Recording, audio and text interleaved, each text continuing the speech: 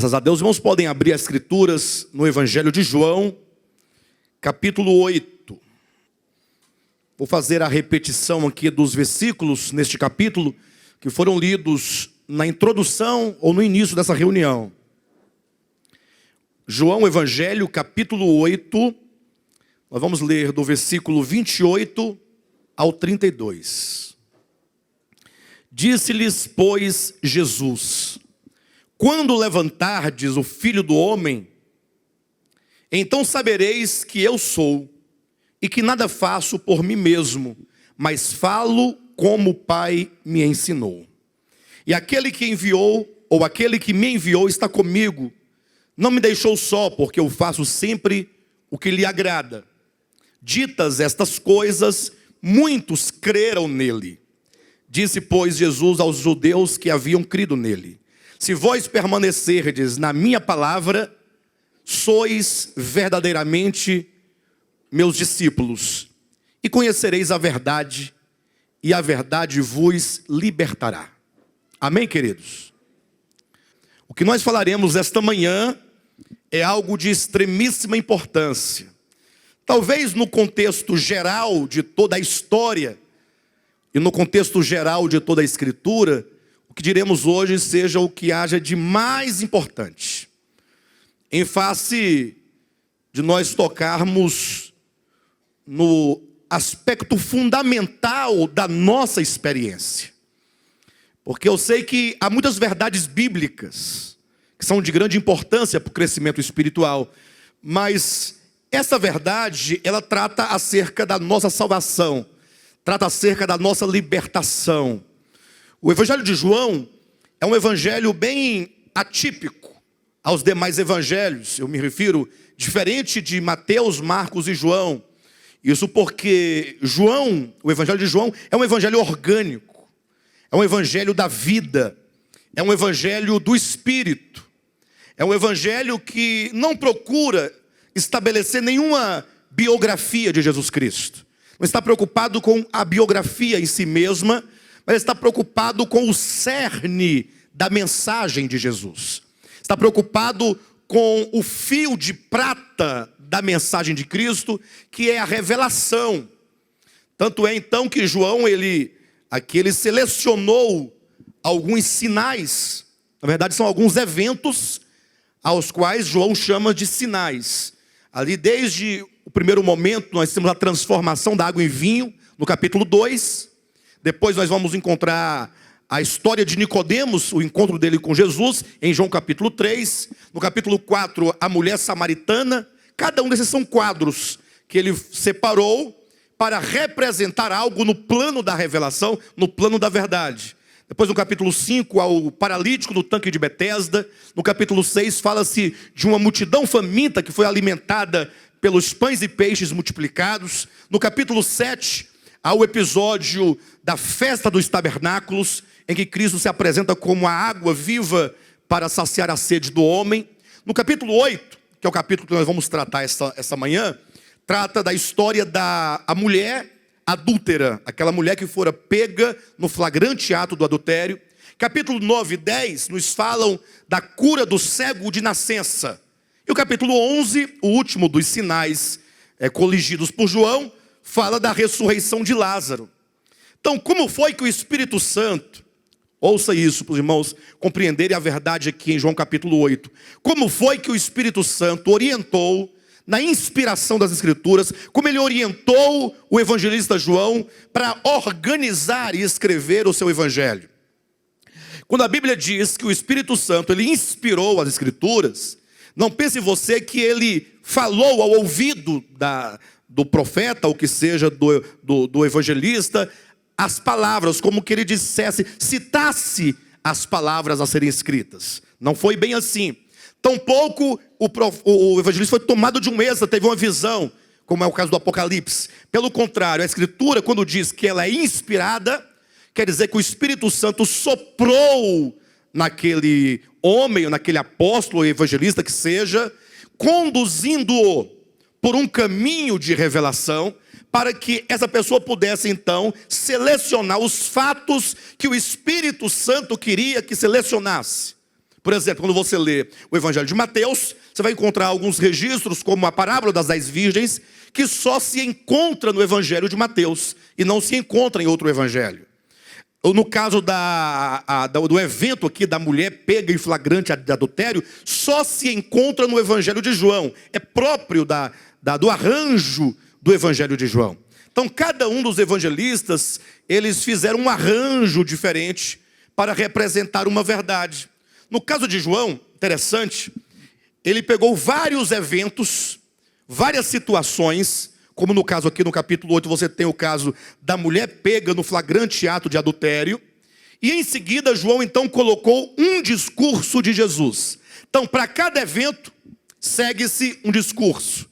No caso de João capítulo 2, nós encontramos lá, quando fala acerca da transformação da água em vinho, segue-se um discurso. O encontro de Cristo com Nicodemos, segue-se um discurso. O encontro de Cristo com a mulher samaritana, segue-se outro discurso. Aí nós temos a cura do paralítico no tanque de Betesda, segue-se um discurso. Então, ele mostra um quadro, em seguida vem o discurso de Cristo para explicar aquele quadro, para extrair as verdades que estão naquele sinal, naquele símbolo ali representado por um episódio, ou por um milagre, ou por alguma circunstância que tenha ocorrido. Os irmãos entenderam bem isso? Então, no caso aqui de João capítulo 8, nós temos o encontro de Jesus com a mulher pega em flagrante ato de adultério. Então, seguir-se-á um discurso que Jesus vai explicar o que ele quer trazer com essa história dessa mulher. Eu sei que várias pessoas discutem os méritos desta história e se esquecem de que essa história, independentemente de qualquer mérito, ela está aqui para representar uma verdade. A verdade que Cristo vai dizer a partir então do versículo 12 em diante deste capítulo. O texto diz então que certa vez Jesus estava numa cidade, ou melhor, estava no templo, quando levaram a ele uma mulher pega no flagrante ato de adultério.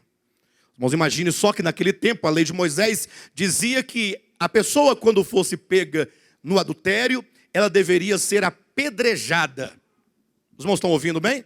Deveria ser apedrejada. Aí os judeus então criaram uma situação ali de adultério, levaram essa mulher até Jesus, jogaram-na aos pés de Cristo, dizendo: olha, mestre.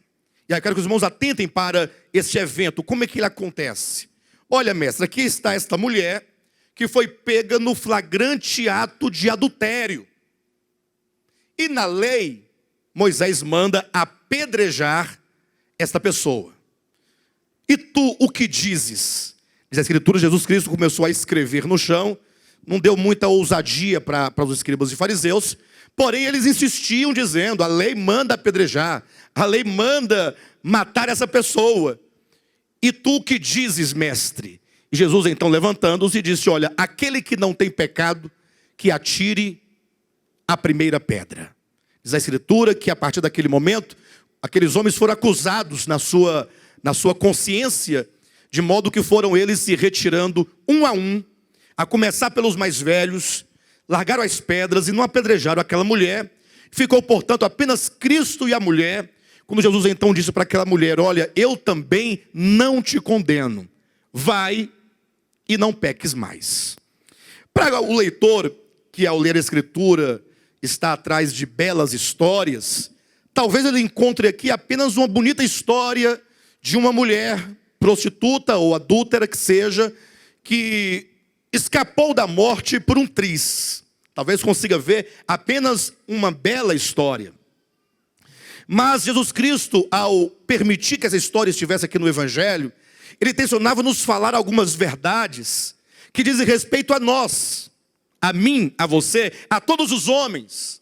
E quando nós olhamos para esse quadro, precisamos ver não somente na figura da mulher adúltera, como também de todos aqueles presentes, escribas, fariseus, multidão, todos que ali estavam. Nós temos aqui, portanto, nesse quadro, algumas figuras. Nós temos aqui os pecadores, porque a mulher era uma mulher pecadora, por isso estava em adultério.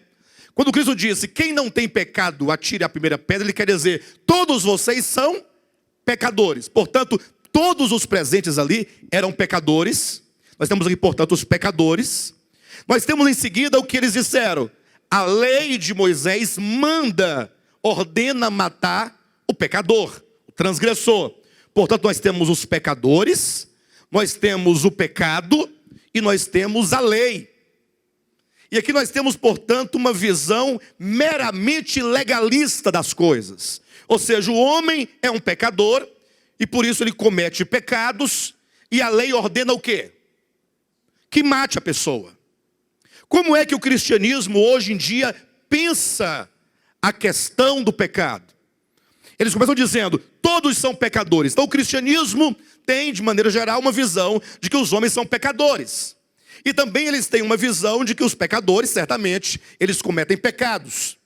E aí logo se tem a ideia da lei, que se o homem não andar, atenção, se o homem não andar de acordo com a lei, se o homem não cumprir a lei, se o homem não cumprir os princípios e os mandamentos, ele será condenado pela lei que ele transgrediu. Por isso que o evangelho de hoje em dia, o evangelho pregado nos dias de hoje, é um evangelho de culpa. É um evangelho de ameaças. E não somente um evangelho de culpa e de ameaças, mas sobretudo é um evangelho que gera frustração nas pessoas. É certo que somente os mais sinceros podem se sentir não somente culpados, como frustrados. Porque o fariseu, o neofariseu, esse fariseu moderno, que é aquele hipócrita que ele leva as coisas sem levar muito a sério. Na verdade ele é um fingidor. Na verdade ele é um ator ou uma atriz que finge algo que ele sabe que não é. Essa pessoa talvez lá no fundo não está preocupado com a verdade em si mesma. Então dificilmente essa pessoa se sentirá culpada por alguma coisa, ou vai se sentir de alguma maneira, como eu disse, frustrada. Porém, a pessoa sincera, o crente sincero, quando ele se deparar com o evangelho, em que apresenta os pecadores, o pecado e a lei, na condição de que se o homem não cumprir a lei, ele será condenado pela lei, essa pessoa logo vai ter uma vida de culpa, porque você errou ontem, você vai errar hoje e você vai errar amanhã. Ou não é verdade? Tem alguém aqui que não erra absolutamente? Que só faz a coisa certa, toda a vida fez a coisa certa e sempre fará certo as coisas. Então, porque a pessoa erra, ela acaba então nessa acusação de si mesma. E aí vem o medo, aí vem a angústia. E na medida que ele vai tentando e não vai conseguindo cumprir com a lei, ele vai se frustrando pouco a pouco. Vai se frustrando, se sentindo indigno. E o pior, ele olha para as pessoas e ele percebe exteriormente que as pessoas todas cumprem. Só ela que não cumpre. Mas todo mundo sabe de si mesmo que não é bem assim a verdade. Quando eu falo da lei, eu não estou me referindo somente à lei de Moisés, não. Porque logo alguém dirá, não, pastor, graças a Deus, na minha igreja nós vivemos pela graça. Nós não vivemos pela lei. Nós já fomos libertos da lei de Moisés. É verdade que muitas igrejas evangélicas não andam pela lei de Moisés. Mas não basta ser a lei de Moisés. Que seja qualquer outra lei, qualquer outro regulamento, qualquer outra imposição, qualquer outro mandamento, qualquer coisa em que você se apoie, para que fazendo alcance o favor de Deus, para que fazendo você obtenha o mérito da salvação. Então todos que andam nessa busca de uma salvação pelo mérito, certamente não podem ter uma vida plena Inclusive, não pode se ver, não pode experimentar a libertação do pecado. Então aqui no capítulo 8, nós encontramos o pecado, encontramos os pecadores. E aqui então nós temos um detalhe também no capítulo 8, versículo 12. Eu quero que você atente para esse detalhe, porque nós estamos falando nessa manhã acerca da libertação do pecado. Esse é o tema da nossa mensagem. Então, como isso acontece, como isso se processa? Certamente eu estou falando hoje para muitas pessoas que desejam ser verdadeiramente liberta do pecado. Não é ser liberta do pecado apenas do ponto de vista exterior. É como diz o versículo 36 do capítulo 8. Se, pois, o Filho vos libertar, verdadeiramente sereis livres. Se o Filho vos libertar. Ou seja, se a libertação que você provar ser oriunda do Filho, ser proveniente do Filho, ser própria de Jesus Cristo, Ele próprio te liberta. Se isso ocorrer, você será livre verdadeiramente. O que significa que pode haver uma tal libertação que não seja verdadeira. Então, no versículo 12, vamos acrescentar aqui alguns itens ao que já colocamos, que é o pecado, os pecadores e a lei. O versículo 12 diz: de novo lhes falava Jesus dizendo: eu sou a luz do mundo. Quem me segue não andará em trevas, pelo contrário terá a luz da vida. E aqui nós temos mais 4 elementos que se adicionam aos itens que esse capítulo vai trazendo para a nossa compreensão. Já mostramos que nós temos aqui os pecadores, sim ou não? Não havia uma multidão em torno de Cristo? De escribas, de fariseus e de povo comum, querendo apedrejar uma mulher pega no flagrante ato de adultério. O tema aqui não é a lei manda matar o pecador. Você tem então o pecado, você tem os pecadores, você tem a lei e você tem a maldição da lei, que é a morte. Agora é dito que Jesus declarou dizendo: eu sou a luz do mundo. Então adiciona-se a luz. Quem me segue não andará em trevas. Adiciona, portanto, as trevas. Pelo contrário, terá a luz da vida. Então você pode colocar aí a figura dos pecadores, a figura do pecado, a figura da lei, a figura da morte. E aí o texto começa a se revelar. Ele fala de trevas e ele fala de luz. Isso porque quando se trata acerca do pecado, os irmãos precisam ouvir isso com muita atenção, para que não somente haja compreensão, mas essa palavra entre no seu coração, verdadeiramente no seu espírito. Quando se trata de pecado, nós logo recorremos a uma lista de coisas que nos foram passadas. O cristianismo por muitos anos mentiu para nós, dizendo que pecado era ir fazer, ir ou acontecer alguma coisa. Sempre no campo da exterioridade. Ao passo que quando a Escritura trata sobre o pecado, ela trata de algo muito profundo, algo muito grande, algo que compromete a existência do homem, ou a subsistência do homem. Então, nós temos aqui então Jesus dizendo: olha, eu sou a luz do mundo, quem me segue não andará em trevas. E a pergunta, portanto, é: o que é o pecado segundo a Escritura? Por que no capítulo em que se trata sobre esse tema pecado, Jesus se apresenta como sendo a luz do mundo? Isso porque o pecado, a ideia de pecado, o conceito de pecado está atrelado à ignorância. Ou seja, quando o homem ele vive em trevas e ele então não pode perceber a sua verdadeira condição, ele não pode enxergar o seu coração, ele não pode discernir-se a si mesmo, ele não pode conhecer a Deus, discernir os atributos de Deus, a pessoa de Deus, a vontade de Deus, ele vive em trevas.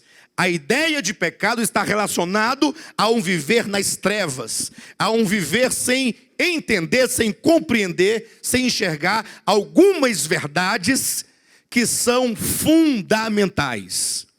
Entendam, a ideia do pecado está vinculada às trevas e, portanto, vinculada à ignorância, ignorado a cegueira, a falta de entendimento. Por isso, vire a página da sua Bíblia, capítulo 8, a partir aí então do versículo 24 em diante. O capítulo 8 todo trata acerca do pecado, desde o primeiro versículo até o versículo 59. Todo ele. Seria importante que os irmãos em casa lessem com paciência, atentando para cada detalhe, em razão da sua importância. Então alguém diz, sim pastor, é verdade que o homem vive em pecado e portanto ele vive em trevas, ele vive na ignorância. Agora, o que significa então este pecado que o homem não consegue perceber? E o pecado, amados, é algo tão sutil, o pecado é algo tão perverso, que ele, o pecado, leva as pessoas a viverem uma vida de suposta santidade, achando que não estão em pecado e estão sendo movidos e imbuídos pelo pecado. Olha a sutileza do pecado. Ele conduz a pessoa para viver uma vida supostamente santa, uma vida supostamente livre do pecado, uma vida supostamente liberta do pecado, ao passo que a pessoa está completamente escrava do pecado. No capítulo 8, portanto, Jesus vai falar de algumas coisas aqui interessantes, que precisam ser compreendidas dentro desse contexto. Capítulo 8, versículo 21. De outra feita lhes falou, dizendo, vou retirar-me, e vós me procurareis, mas perecereis nos vossos pecados. Ou melhor, mas perecereis no vosso pecado. Para onde eu vou, vós não podereis ir. Jesus está falando assim, olha, eu vou me retirar. Para onde eu vou, vocês não podem ir. E por isso eu vos afirmo que vocês perecerão no vosso pecado. Versículo 24. Por isso eu vos disse que morrereis nos vossos pecados.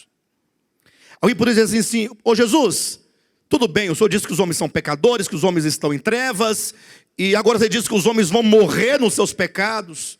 E a pergunta que cabe aqui é, Senhor, então, o que eu devo fazer para que eu não pereça no meu pecado? Ou melhor, o que eu devo fazer para resolver o problema do pecado? Olha o versículo 24. Por isso eu vos disse que morrereis nos vossos pecados, porque se não crerdes que eu sou, morrereis nos vossos pecados. Então, quando é que o homem morrerá no seu pecado? Em que circunstância o homem ou a criatura sofrerá a pena eterna da morte, ou a pena da morte eterna? Em qual circunstância? Quando não crê? E vocês creem? Então, vamos tomar o cuidado com essas respostas prontas, imediatas. Porque, infelizmente, nós temos que consentir isso. É verdade que o cristianismo, enquanto uma religião instaurada pelo homem, ele diz o seguinte, olha, se você é crente, você crê. E o que não é crente, mesmo sendo crente, não crê. Ou melhor, mesmo crendo, não é crente. Ou melhor, diz o seguinte, que somente os evangélicos, vamos colocar desse ponto de vista mais específico, eu falei cristianismo, mas há um círculo menor, eles pensam que somente eles creem. Não é assim ou não? Porque quem não é crente é descrente. E quem é crente é crente. E o pior, os crentes na sua maioria são descrentes. E os descrentes na sua maioria são crentes. Para os irmãos terem uma ideia, eu conheci uma pessoa, eu estive com uma pessoa por 2 vezes, ou 3 ou 4 vezes, em 2 ambientes distintos. Um ambiente no qual eu estive com essa pessoa foi um ambiente de igreja, foi aqui. Tive um certo relacionamento, uma palavra, um diálogo, enfim. Ou no estudo bíblico, onde estivemos numa residência. Depois eu me encontrei com essa pessoa em outro lugar, distinto, que não tinha nenhuma relação direta com reunião de igreja. Era reunião de amigos, um outro ambiente totalmente, entenda a palavra profano, no sentido que não era uma reunião específica da igreja. Era um ambiente secular, um ambiente normal, um ambiente da vida humana, da existência do homem. E aí eu vendo essa pessoa nos dois ambientes, eu a vi nos ambientes, eu achei ela a melhor pessoa no secular do que crente. Como crente é enjoado, chato, abusado, orgulhoso.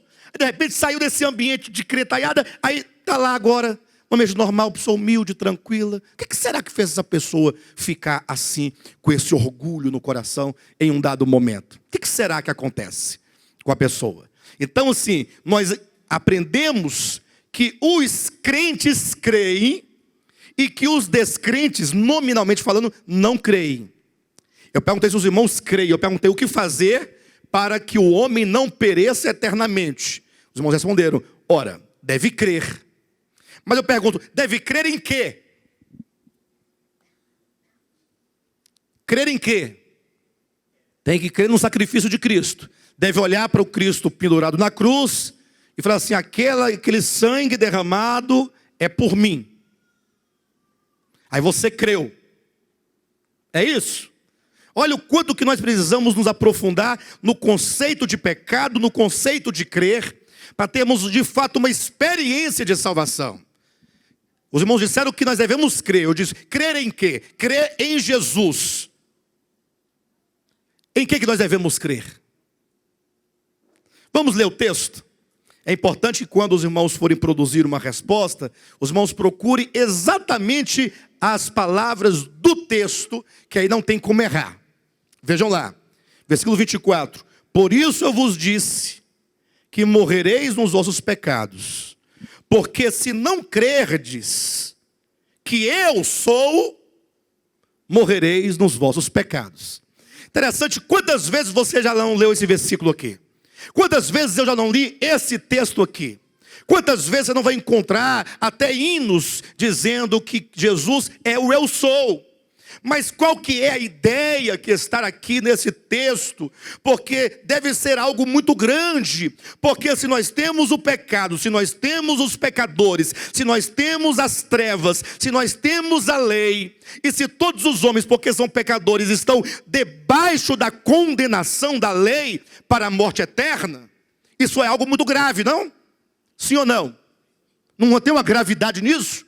Imagine só a humanidade. Quantos são a humanidade? Atualmente falando, são 7 bilhões de habitantes. Caminha para os 8 bilhões de habitantes. Agora, quantas humanidades não houveram, não houve ao longo da história? Quantas humanidades não houve? Quantos tempos? Porque de tempo em tempo existe uma humanidade atual, uma humanidade presente. Agora pense, todos esses, os milhares e milhares e bilhares e trilhares e tantos milhares de pessoas, todas, como diz Romanos capítulo 3, versículo 23, todos pecaram. Então imagine só, olha a responsabilidade de uma decisão de Deus. Pense comigo, Deus olhar para esses milhões de pessoas, as milhares de pessoas, e falar assim, olha, vocês são pecadores, porque estão em trevas, e porque vocês, a lei condena vocês, em razão dos vossos pecados, e ele diz, portanto vocês morrerão nos vossos pecados. Isso não é grave? Sim ou não? Aí de repente ele diz, vós morrereis nos vossos pecados, se. Aí tem um se, versículo 24, se não crerdes que eu sou. Então esse crer que ele é, deve ser algo muito grande. Não pode ser uma mera doutrina, um mero termo, uma terminologia, um mero nome, um epíteto, não. Jamais, tem que ser algo muito grande, porque se o que agrava o homem quanto à sua condenação é algo muito grande, então a solução deve ser algo muito maior. Então nós temos que perguntar, qual é a relação, portanto, do homem no seu pecado com o crer que Jesus é o eu sou? Olha só o versículo 29 na sua Bíblia. Ou melhor, o versículo 28. Disse-lhes, pois, Jesus, quando levantardes o Filho do Homem, então sabereis que eu sou. Olha as relações que nós temos. No 24 ele diz, se não crerdes que eu sou, morrereis. E agora ele diz no 28, quando o Filho do Homem for levantado, aí vocês saberão, vocês conhecerão que eu sou. Então qual é o momento da grande revelação de que o Filho de Deus é o eu sou? Quando ele for levantado. O que é ser levantado?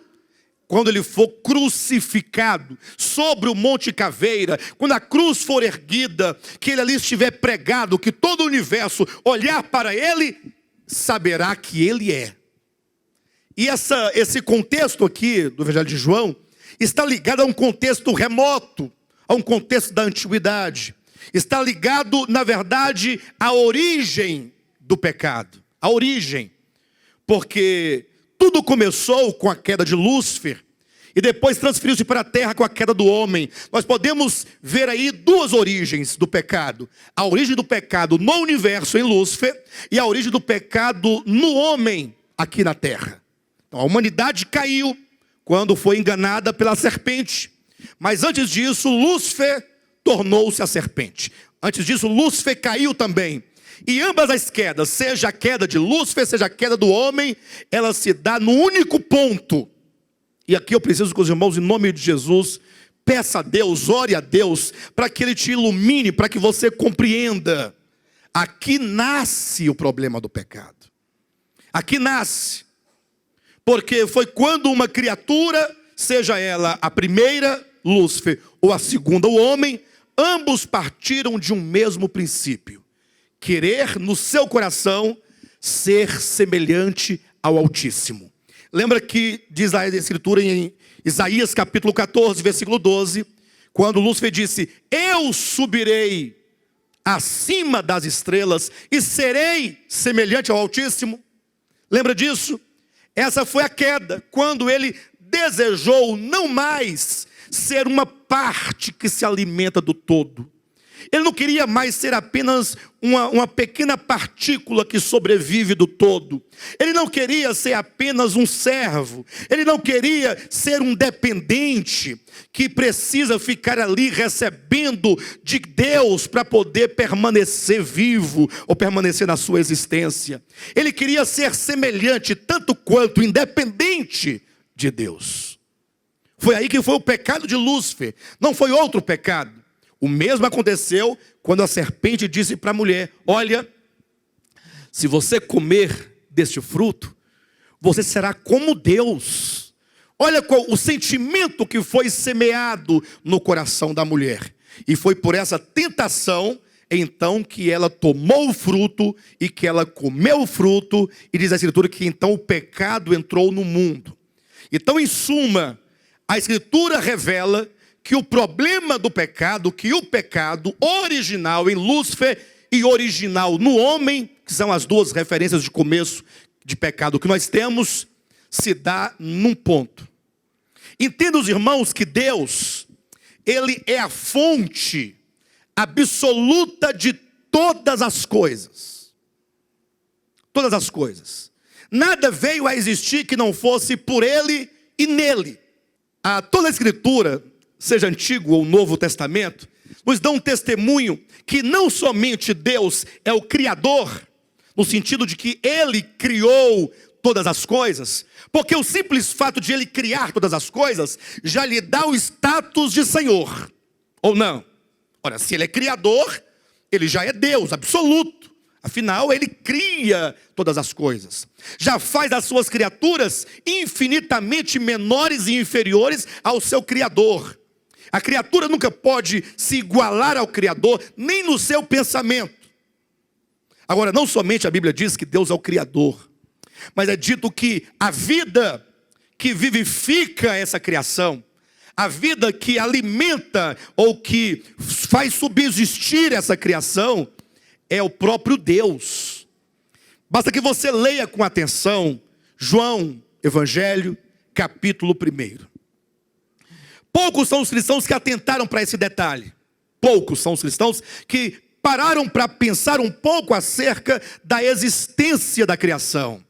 Você vai encontrar claramente João dizendo, olha, vamos por etapas, vamos passo a passo para os irmãos entenderem que Deus não somente é o Criador, mas que ele é a própria vida que faz existir a criação. João diz assim, olha, atenção vocês todos, olhem para mim. No princípio era o verbo estava com Deus e o verbo era Deus. Então aqui, logo ele te dá a identidade do verbo. No princípio, esse princípio aqui é o de Gênesis capítulo 1, que no princípio criou Deus os céus e a terra. O princípio é o começo da criação de Deus, é o começo das coisas criadas de Deus. Referindo-se ao Filho de Deus, é dito que no princípio o Logos era, ele não foi criado. Quando todas as coisas foram criadas, o verbo era. E o verbo estava com Deus, e o verbo era Deus. Esse é o versículo 1. O versículo 2 nos informa que ele é o Criador. Todas as coisas. Eu pergunto, quantas coisas? Todas as coisas foram feitas. Olha para o seu irmão e diga, você foi feito. Diga, você foi criado. Diga, você é criatura. Diga, você não é Deus. Todas as coisas foram feitas por intermédio dele. E sem ele, nada do que foi feito se fez. E aqui, portanto, demonstra que ele é o Criador. No versículo 1 diz que ele é Deus. No versículo 2 de João diz que ele é o Criador. No versículo 3 ratifica o que disse no versículo 2. Mas no versículo 4 diz uma expressão interessante, uma verdade grandiosa. Quando diz, a vida estava nele. E eu confesso aos irmãos que há algum tempo, um tanto distante, mas houve uma época que eu lia muito o Evangelho de João, lia bastante. Eu sempre tive um apreço muito grande por esse Evangelho. E quando eu passava por esse versículo 4, que dizia a vida estava nele, eu já cheguei a me questionar várias vezes, por que João não diz a vida está nele? Por que a vida estava nele? Eu ficava pensando, por que ele não diz a vida está nele? Ou a vida não está nele? Onde é que está a vida? Está nele. Mas por que João diz estava? Como se porventura não estivesse mais? Eu não entendia por que colocar esse verbo no pretérito. Eu não entendia. Por que estava e por que não está? Aí com o tempo, compreendendo o capítulo 1 de João, eu vim a compreender, aí eu entendi. Porque ele não está falando no capítulo 1 acerca da vida de Deus. Ele está falando acerca do ato criador de Deus. Ou seja, o verbo que é Deus criou todas as coisas. E essas coisas todas criadas, elas não são vivas? Ou não são vivas? Você é vivo? Existe uma vida que te move, que faz você existir ou não? Não tem vida em você? Você olha para as plantas, para os vegetais, você olha para os animais, para o próprio universo físico. Você pensa que uma pedra, por exemplo, seja morta. A pedra é morta, a pedra não serve para nada, porque pedra não sente, não vê, não fala. Sim, ela tem uma vida mecânica, mas ela existe. Ela não é algo estático, nada no universo é estático. Tudo está em movimento. Tudo está em movimento. Tudo é vivo. É certo que nem tudo é orgânico. Existe a vida mecânica.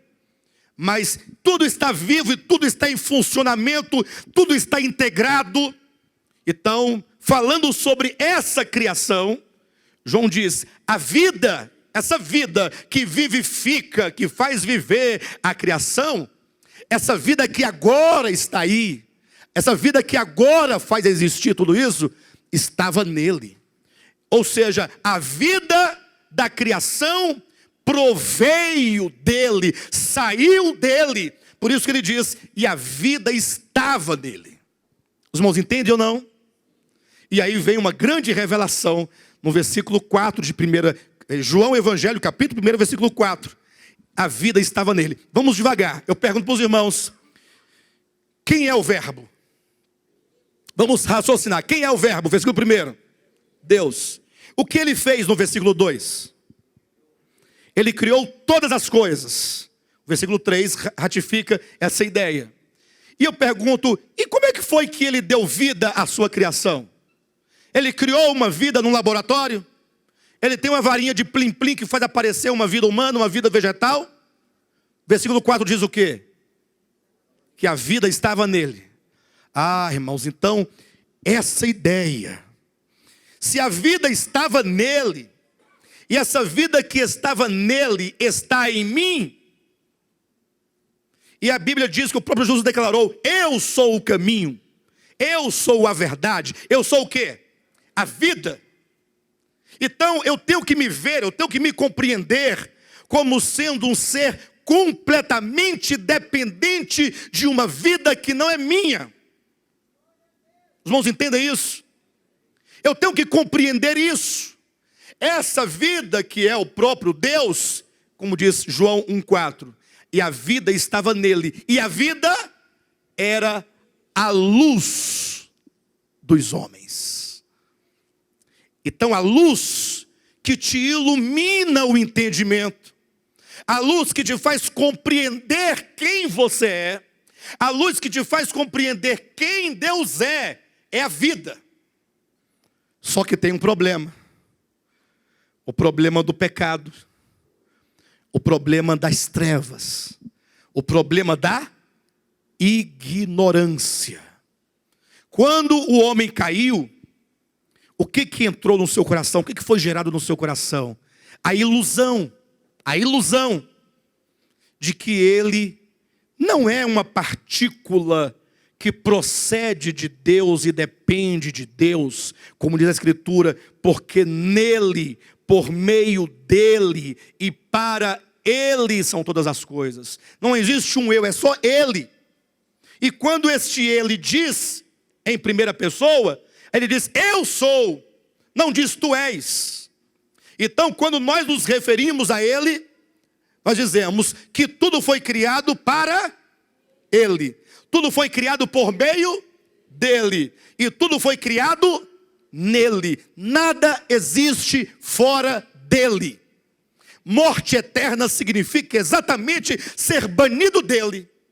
Se Deus te banir dele, você desaparecerá eternamente. Isso é a morte eterna.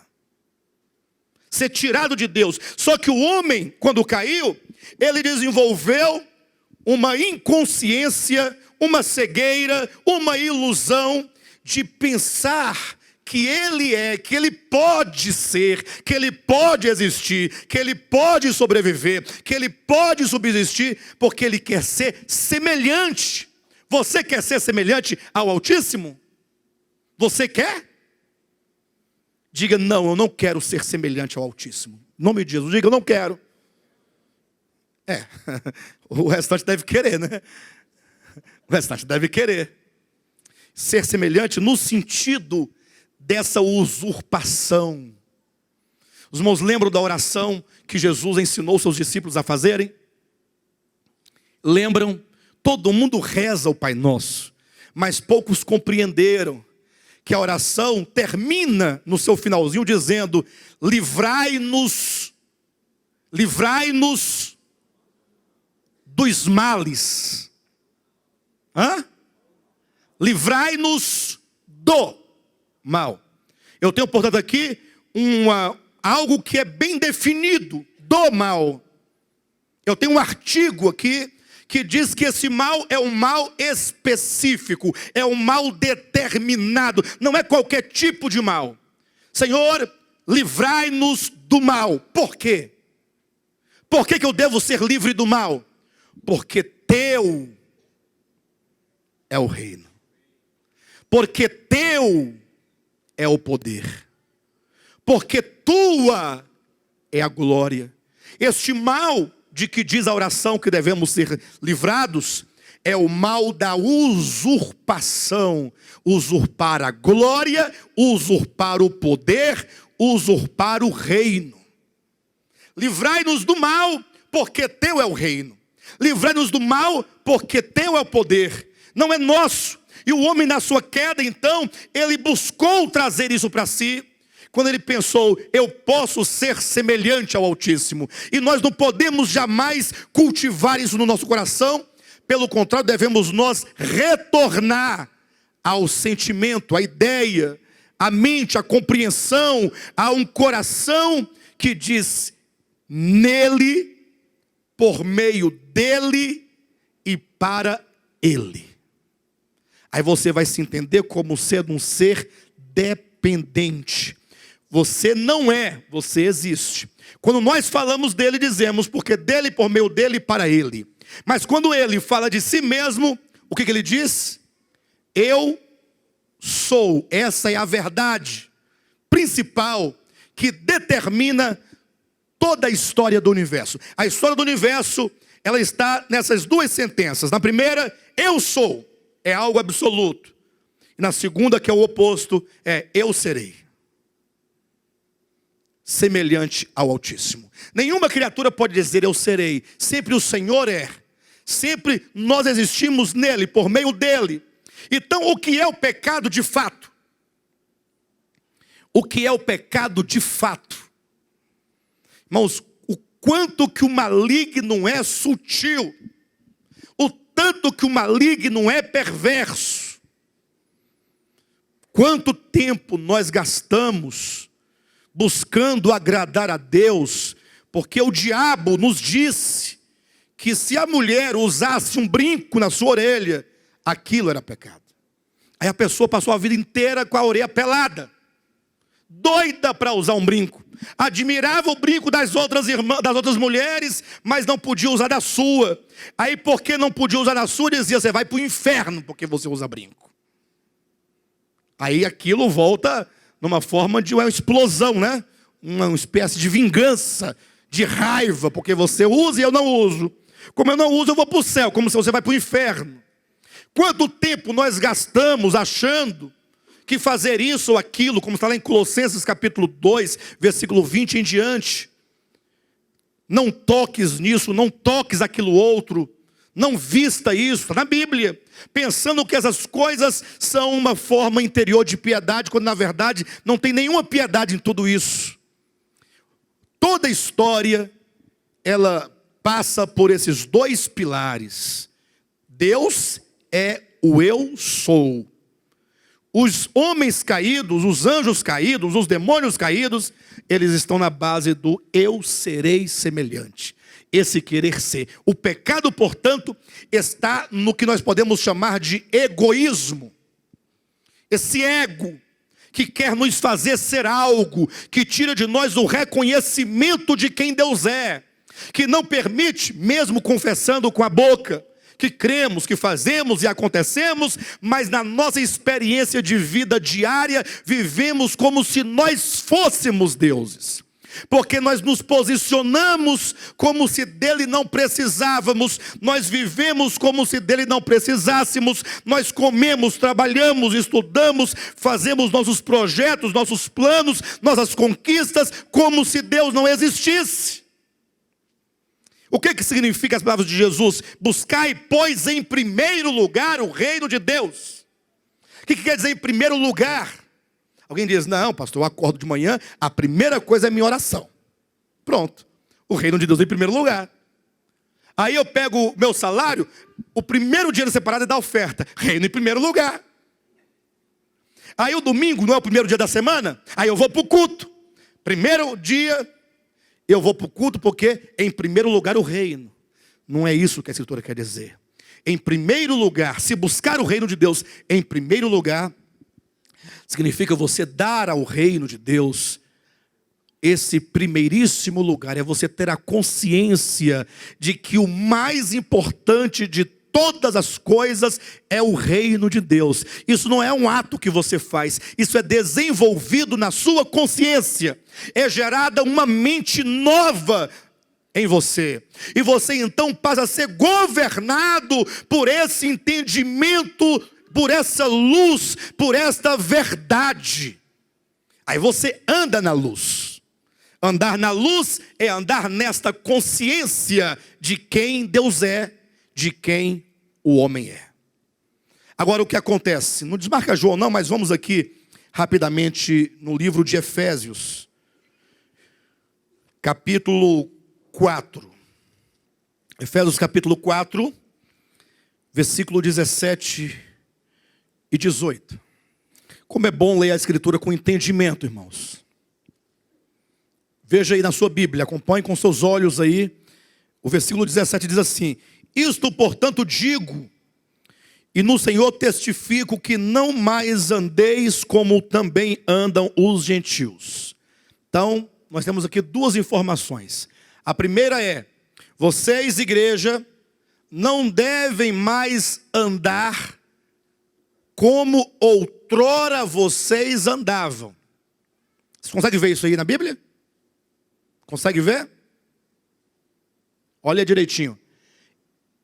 Não mais andeis como também andam os gentios. Então a primeira coisa é: vocês não devem andar como outrora vocês andaram. Essa informação está aí dentro. Quando diz não mais andeis. Esse não mais quer dizer, vocês já andaram, mas não façam isso de novo. Não voltem a fazer o que outrora vocês já fizeram. Não mais faça isso. Não mais andeis como andam os gentios. Os gentios, eles no momento atual, eles andam de uma maneira. E nós outrora andamos da mesma maneira como agora os gentios andam. Então fala de uma maneira de andar. Pastor, o que é maneira de andar? Tem que fazer um curso para andar, é o caminhar. Eu não posso andar correndo, não posso andar. Como é que é esse andar? Existe uma maneira de você caminhar. Esse andar quer dizer a vida, o viver. Quando você está na sua casa, lá no domingo, na sua casa com os familiares, você está andando. O andar quer dizer a sua existência sobre essa terra. Quando a pessoa morre, ela para de andar. Aí ela vai dormir, fica deitadinha lá, quietinha, aguardando. Mas, enquanto estamos vivos, estamos andando. Lembra de Mateus capítulo 5, quando Jesus diz assim: olha, vai ter logo com teu inimigo, enquanto estás com ele a caminho. Ou seja, enquanto você está andando nesta vida, porque depois que você morrer, não tem mais jeito.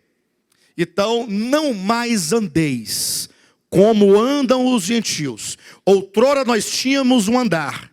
Hoje, teoricamente, nós não temos o mesmo andar. Porém, os gentios continuam com este andar, com essa vida, com esse viver a vida deste modo. Pastor, e como é que significa esse andar dos gentios? Eu quero me livrar do andar dos gentios. Eu não quero andar como andam os gentios, porque Paulo está dizendo que eu não posso andar como andam eles. Então, me diga como é que eles andam, para eu poder me livrar disso. Aí o texto continua: isto, porém, portanto, digo e no Senhor testifico, que não mais andeis como também andam os gentios, vírgula, na vaidade dos seus próprios pensamentos. Alguém aqui no passado já ouviu dizer que quando uma mulher usava muitos adereços, ela era uma mulher vaidosa? Até hoje falam isso, né? Sobretudo na igreja evangélica, aquelas mais rigorosas, que eles dizem que as mulheres não podem ter vaidade. Então tem que ficar com a cara pálida mesmo, aquele cabelão sem shampoo, seco, em cada fio 5, 6 a 7 pontas. A sobrancelha do Gargamel, o sovaco da monga. Aquele trem esquisito. Porque não pode ter vaidade. Só que o texto aqui está dizendo o seguinte: não andeis, ou não mais andeis como andam os gentios, na vaidade dos seus pensamentos. A palavra vaidade é a mesma que nulidade. Ou seja, aquilo que tem uma aparência de ser, mas no final não é nada. É uma ilusão. Aí tem sentido, quando coloca uma mulher muito vaidosa, do ponto de vista dos rímel que ela usa, do batom, do blush, do brinco, da escovinha, da chapinha, da progressiva, e aquela roupa de marca, e pinta as unhas, coloca unha postiça, cílio postiço, tudo postiço. Ela fala assim: meu Deus do céu, o que está acontecendo? O que é isso? Vaidade. Por quê? Porque quando tira toda aquela pintura e aqueles adereços tudo, aí você vai ver que aquela pessoa não é tanto quanto. Porque se fosse, não precisaria se pintar. Se pinta para melhorar um pouco. Para dar uma modificadinha aqui, uma melhorada. Para dar uma aparência. Só que aquilo tudo é uma ilusão. Quando o indivíduo casa, aí ele vai saber o cheiro da pessoa. Que a pessoa só se encontrava cheirosa.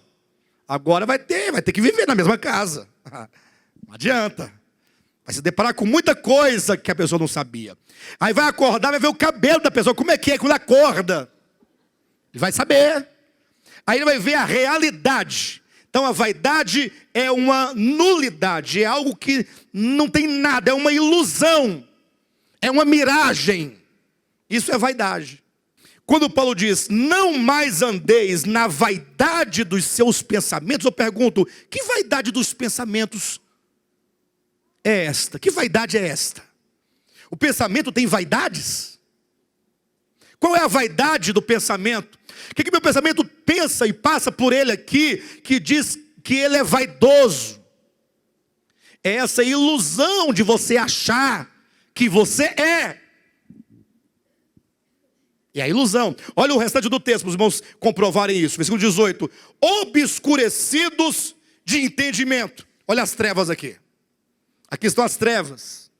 Obscurecidos de entendimento. Então, o gentio, ele anda na vaidade dos seus pensamentos.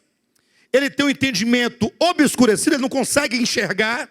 Ele não consegue saber quem ele é, quem Deus é. O restante do texto diz... Por causa, ou melhor, versículo 18, né? Obscurecidos de entendimento, vírgula, alheios à vida de Deus. Eu pergunto, os gentios que aqui diz, eles têm a vida de Deus? Tem ou não tem? Os irmãos estão divididos? O que significa viver alheio à vida de Deus? Significa que eles não possuem ou possuindo não sabem que possuem? Então todas as coisas foram feitas por intermédio dele. O gentio também? E a vida estava... Então é essa vida que nos foi dada, que está em nós, é que deve ser reconhecida.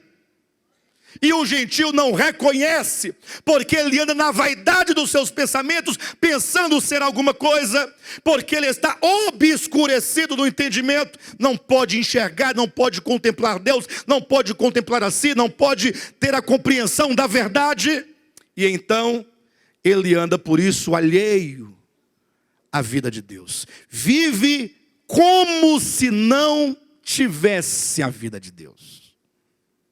Vive ignorante a vida de Deus, e o texto explica, ele dizendo assim no versículo 18, alheios à vida de Deus por causa da ignorância em que vivem. Então é possível que tenha muito crente andando como os gentios, porque não conseguiu ver, não conseguiu entender.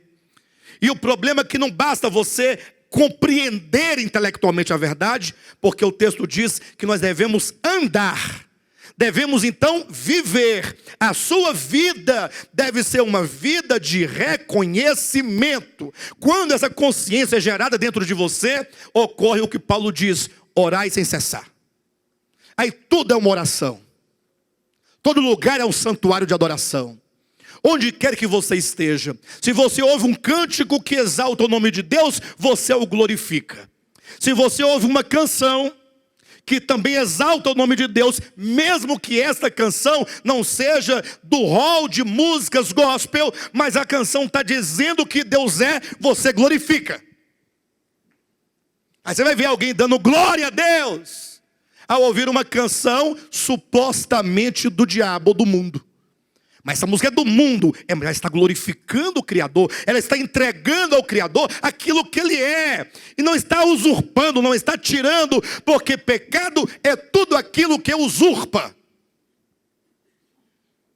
Por que o caso da mulher adúltera é colocado como sendo pecado?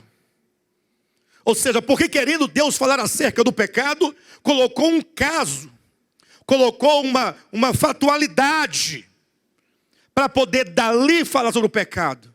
Porque o adultério é o quê? É a usurpação daquilo que não é seu.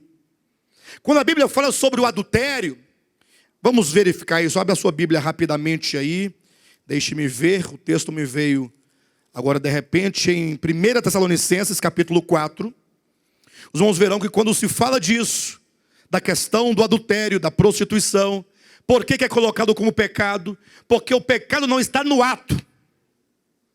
Porque se o pecado estiver no ato da prática sexual, você não poderia fazê-lo com a sua esposa ou com seu esposo. Por que esse mesmo ato aqui não é pecado e esse mesmo ato aqui é pecado? Porque existe um princípio que é o pecado. O problema está no princípio, não está no ato.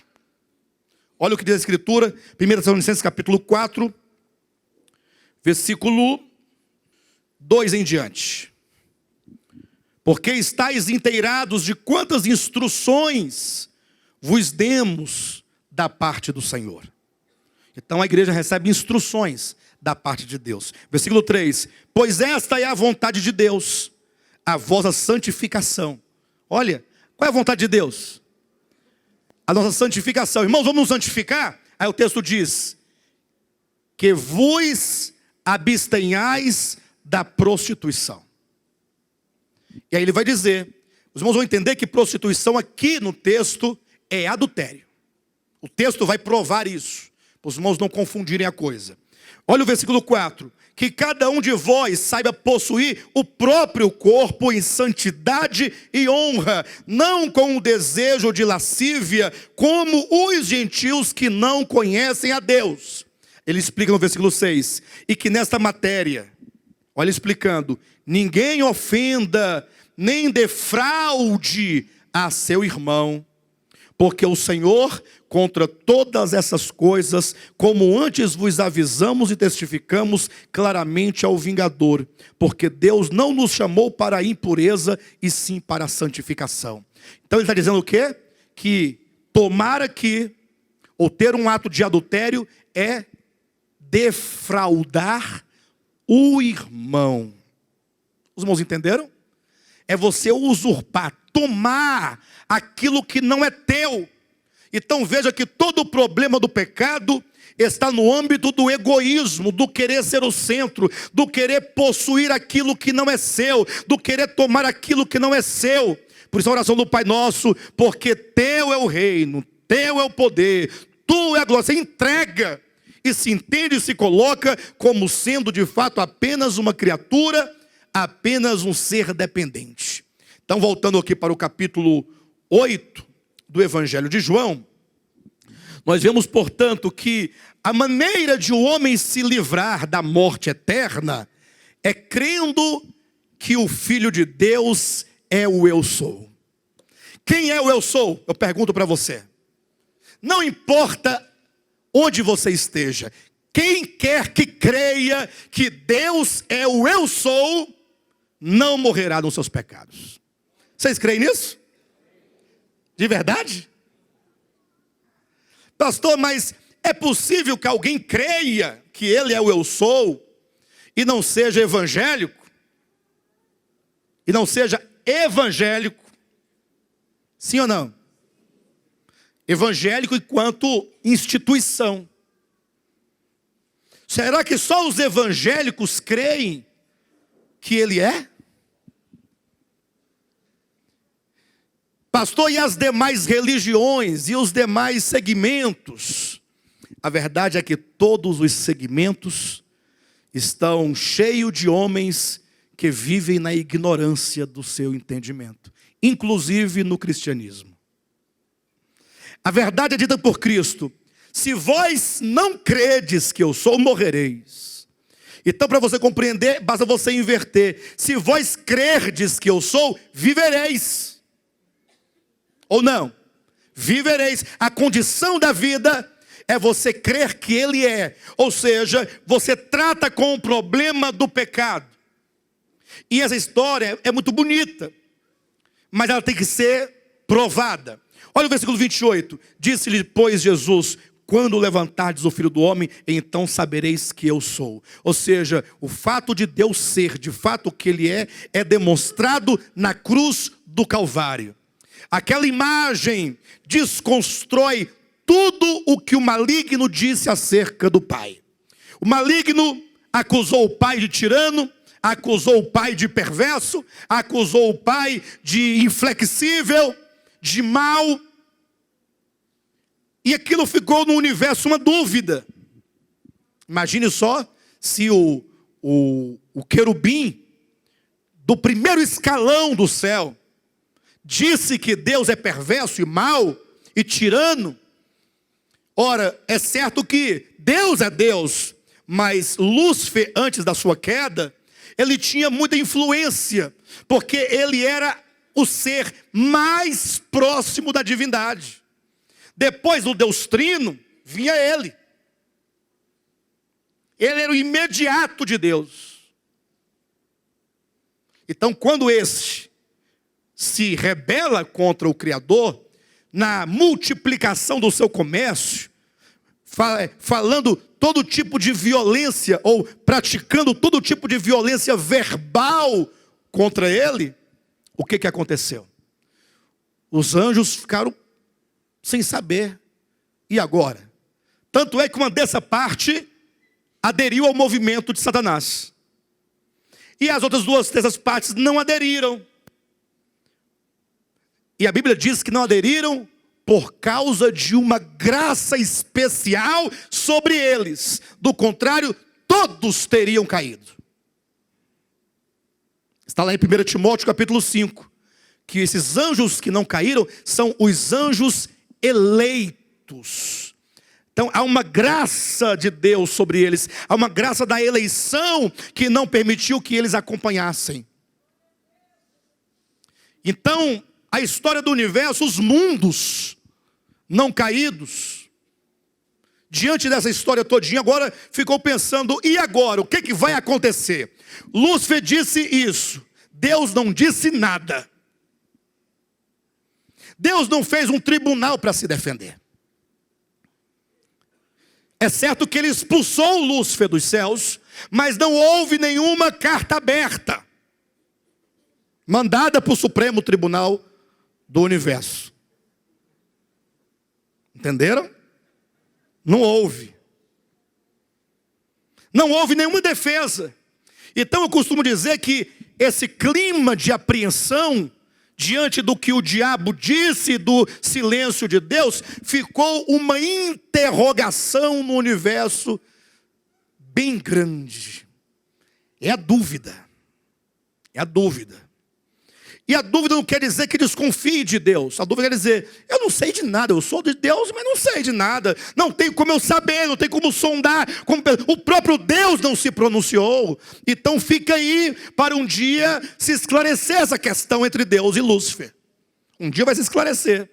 Só que Deus no seu plano disse, quando eu for levantado, vocês saberão que eu sou. Quando eu for levantado, vocês saberão.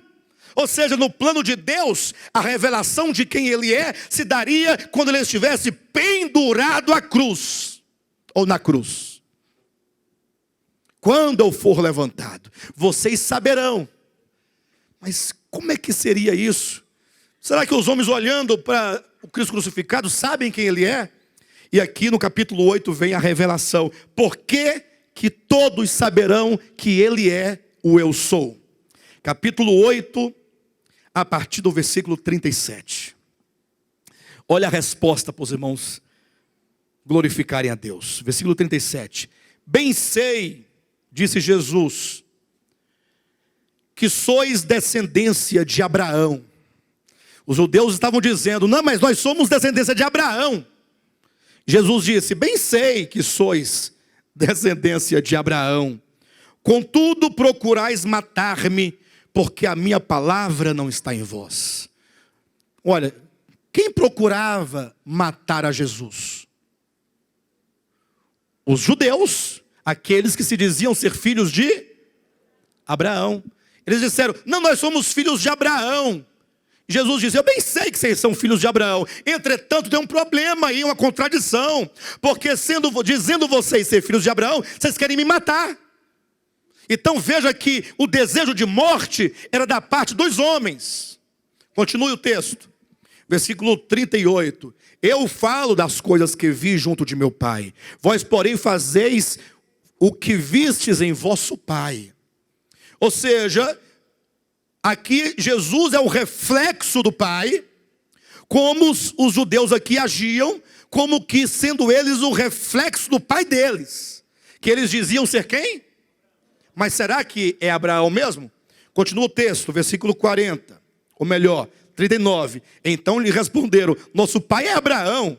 Disse-lhe Jesus: se sois filhos de Abraão, praticais as obras de Abraão. Você não é filho de Abraão? Então faça o mesmo que Abraão. Versículo 40. Mas agora procurais matar-me, a mim que vos tenho falado a verdade que ouvi de Deus. Assim não procedeu Abraão. Vocês querem me matar. Vocês estão querendo me matar. E o pai Abraão não procedeu dessa maneira. Versículo 41. Vós fazeis a obra de vosso pai. Disseram-lhe eles: não somos bastardos, temos um pai que é Deus. Eles preferiram mudar de Abraão para Deus. Vai ver que é mais seguro, né? Deus é o pai eterno, tal. Nosso pai é Deus. Aí Jesus responde no 42. Replicou-lhe Jesus: se Deus fosse de fato vosso pai, certamente me havíeis de amar. Olhe para mim, todo mundo, por gentileza. Quero fazer dessas palavras as minhas. Todo mundo olhe para mim. Você que está em casa, na câmera, olha para mim também aqui. Olha para mim. Se Deus de fato é o vosso pai, vocês haveriam de me amar. Amar a mim, Alexandre. Portanto, se tem alguém aí que me odeia,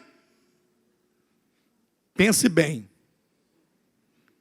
Porque se Deus fosse o vosso pai, vocês me haveriam de me amar. Diga para o seu irmão que está do seu lado a mesma coisa. Se você de fato é filho de Deus, marido e mulher não vale. Você haveria de me amar. Marido e mulher não vale. Porque marido e mulher tem a obrigação de amar. E ai de você se não amar. O couro que chegar em casa, hein, Rosirene? Você pega o Juraci de jeito. Juraci come na tábua mesmo, né, Juraci? O pão que o diabo amassou com rabo. Nas unhas da Rosirene. É nem nas mãos, nas unhas. Brincadeira, perdoa. Que eu tenho muita amizade com os irmãos e intimidade. Mas não é verdade não, não é verdade. Ninguém sofre na unha de ninguém, né? Só um pouquinho, né, Juraci? Só um pouquinho, né? Hein, pessoal? Mas não é verdade esse texto? Olha o versículo 41. 42. Replicou-lhe Jesus: se Deus fosse de fato o vosso pai, certamente me havíeis de amar, porque eu vim de Deus e aqui estou. Pois não vim de mim mesmo, mas Ele me enviou. Eu provenho de Deus. E se Deus é o pai de vocês, Deus me envia, vocês querem me matar? Como é que pode ser isso? Versículo 43. Qual é a razão por que não compreendeis a minha linguagem? É porque sois incapazes de ouvir a minha palavra. 44 é a revelação. Vós sois do diabo, que é o vosso pai. Olha. Vós sois do diabo, que é o vosso pai. E vós quereis satisfazer-lhe os desejos. Qual que é o desejo do diabo? Matar, roubar e destruir?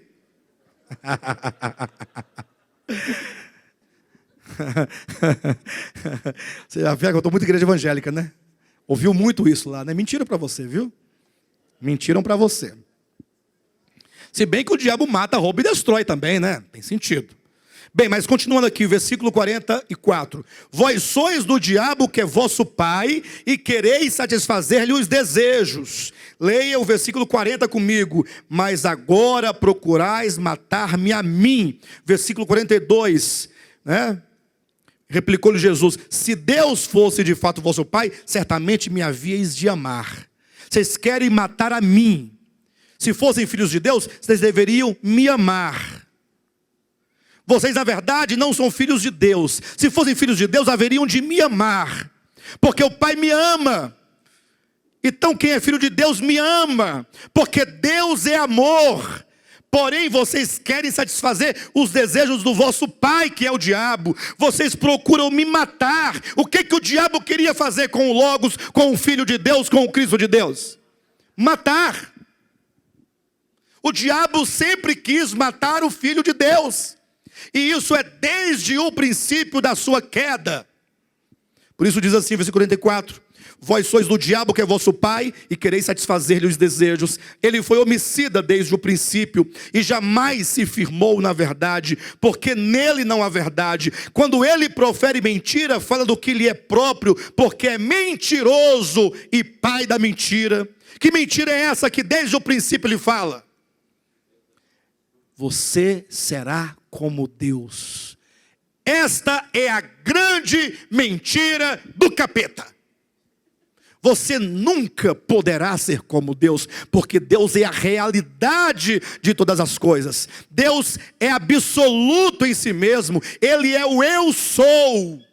Você é mera criatura que existe e subsiste nele.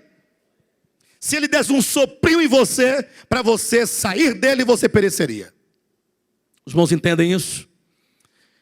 Então, quando Jesus estava na cruz do Calvário, quando o Filho do Homem foi levantado, ali estava sendo, atenção, estava sendo executada a vontade do diabo, que queria desde o princípio matar o Filho de Deus, desde o princípio. Então, quando o universo olhou para a terra e viu Deus encarnado, Deus feito homem, já começou daí o universo a dizer, mas por que ele se faz homem? Mas por que, sendo ele Deus, ele deixa o seu trono e por um tempo ele abre mão da sua glória para se ocultar numa humanidade, e numa humanidade que está debaixo dos efeitos da velha criação? Ora, o coração desse Deus é extremamente humilde. Ele começou a manifestar em atitudes aquilo que de fato ele é, contrariando as acusações do maligno que o chamava mau e perverso. E não somente se fez homem, mas por amor aos homens, ele então sofreu toda aquela condenação que os homens colocaram sobre ele.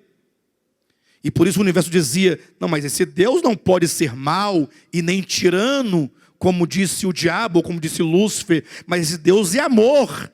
Então quando eu for levantado, disse Jesus, será o momento em que todos saberão que eu sou. A morte de Cristo, não somente no seu processo, que vai do céu ao Hades, mas naquele momento específico, quando ele estava erguido, quando ele estava levantado, ali é o símbolo maior do coração de Deus.